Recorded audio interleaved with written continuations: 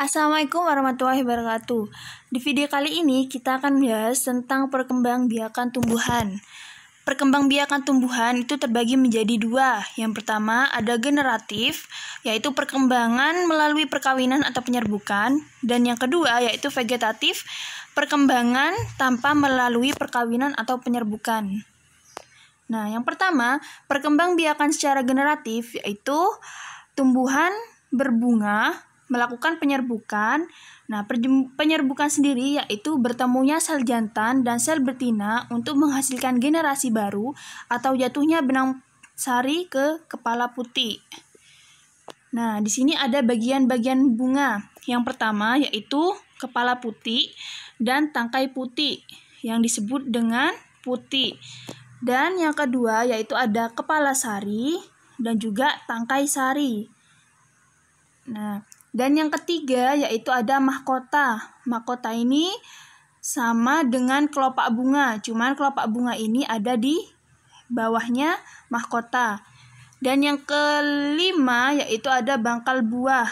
Bangkal buah ini yang ada di tengah-tengah antara kepala putih, kepala sari, dan mahkota.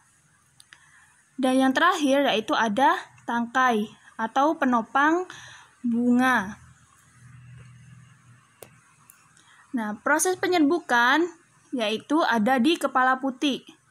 Jikalau kita dibesarkan, kepala putihnya akan bergambar seperti ini. Inti vegetatif dan generatif yaitu serbuk sari. Serbuk sarinya yang ada tanda merah ini. Dan yang inti sel telurnya yaitu yang ada di tengah-tengah ini. Nah, perkembangan biji. Nah, yang pertama yaitu ada calon bangkal biji yang nantinya akan tumbuh menjadi biji. Nah, biji ini terdapat dua bagian yaitu berkeping satu yang disebut monokotil dan yang kedua berkeping dua yang disebut dikotil. Nah, contohnya yaitu padi, jagung, pisang, dan salak.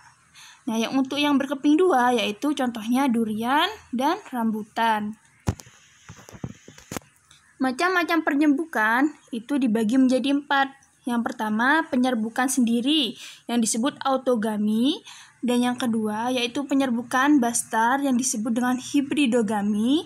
Dan yang ketiga, yaitu penyerbukan tetangga yang disebut gaitonogami. Dan yang keempat, yaitu penyerbukan silang yang disebut dengan alogami. Nah, seperti ini penyerbukan sendiri. Autogami ini bisa disebut dengan penyerbukan yang terjadi apabila serbuk sari dari satu bunga jatuh ke kepala putih bunga itu sendiri. Nah, contohnya seperti ini. Dan yang kedua yaitu gaitonogami, yaitu penyerbukan tetangga. Penyerbukan yang terjadi apabila serbuk sari dari satu bunga jatuh ke kepala putih bunga lain tetapi masih dalam satu tumbuhan. Nah, putihnya yang pertama yang ada di atas ini jatuh ke putih yang bunga yang ada di bawah. Nah, disebut dengan gaitonogami. Dan yang ketiga yaitu alogami. Alogami yaitu penyerbukan yang terjadi apabila serbuk sari dari satu bunga jatuh ke kepala putih yang lain yang tidak satu tumbuhan tetapi masih satu jenis tumbuhan. Nah, contohnya seperti ini. Dan yang keempat yaitu yang disebut dengan hibridogami. Nah, yaitu beda jenis penyerbukan bastar. Penyerbukan yang terjadi apabila serbuk sari dari satu bunga jatuh ke kepala putih bunga lain yang sejenis tapi variantasinya berbeda. Macam-macam penyerbukan berdasarkan perantaranya terbagi menjadi 4. Yang pertama, penyerbukan dengan angin disebut anemogami. Dan yang kedua, penyerbukan dengan air hidrogami. Dan yang ketiga, penyerbukan bantuan manusia yaitu antropogami. Dan yang keempat yaitu penyerbukan dengan hewan zoidiogami. Penyerbukan dengan hewan zoidogami itu mempunyai ciri-ciri yaitu 1. Warna bunga menarik, 2. Mahkota bunga besar, 3. Memiliki kelenjar madu. 4. Serbuk sari berlendir. 5. Petik tersembunyi dan berlendir. Nah, kalau misalnya penyerbukannya itu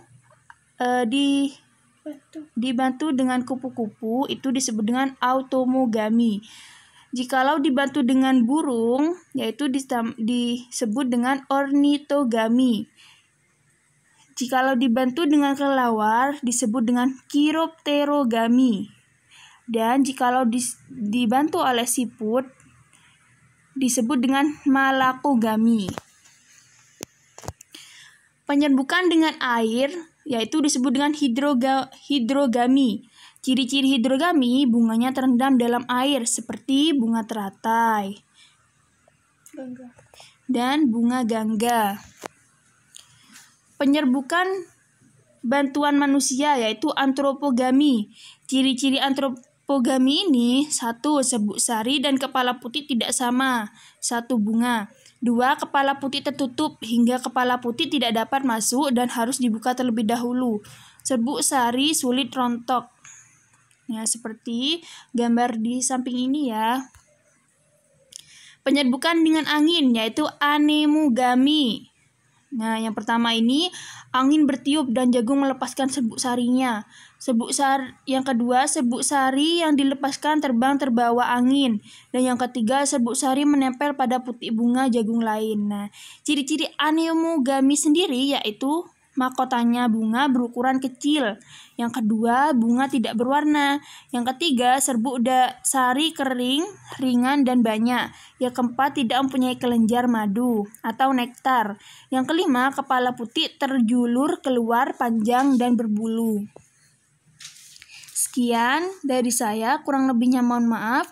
Wassalamualaikum warahmatullahi wabarakatuh. Jangan lupa untuk like, comment, and subscribe. Terima kasih.